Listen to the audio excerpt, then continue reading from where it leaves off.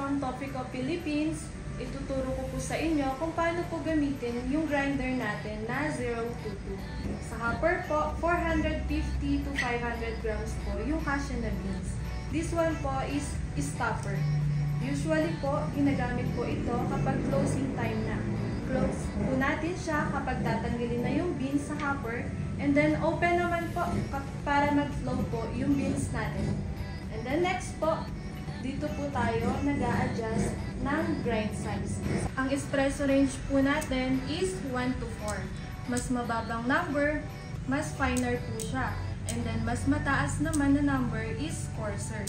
Bali ang effect niya sa coffee natin, mas fine, mas mapait po yung lasa ng coffee. And sa coarser naman is maasim. Sa side naman po, makikita natin yung buttons.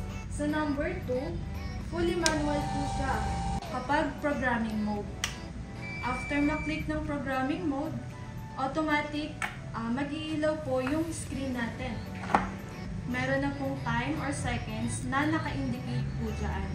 Kapag babaguhin, long press lang po yung set hanggang mag-color red po siya. And then next po, click po natin yung double shot or single shot po. And the next, set naman po ulit para sa confirm. And kapag nag-red na po yung S, pwede na po tayong magbawas o magdagdag ng seconds.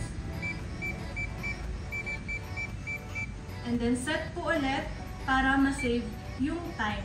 Kapag automatic po, nandiyan na po yung 14 seconds or na-save na po natin, pwede na po tayong mag-grind ng 14 seconds.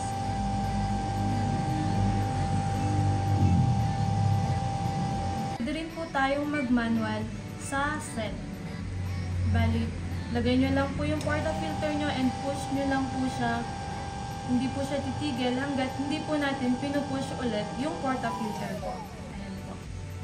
Ang kinagandahan po sa 022 grinder, friendly beginner po siya and for heavy duty na rin po siya. And then next po, meron din po tayong available color na black and white. Thank you for watching, ma'am, sir. See you in the next video.